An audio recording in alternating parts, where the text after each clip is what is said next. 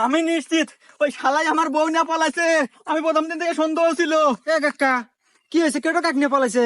ওরে বাঁচতে রে, আর কোশ না বাঁচতে, আমার মনে হয় বিশাল বড় সর্বনাশ হয়ে গেছে বাঁচতে।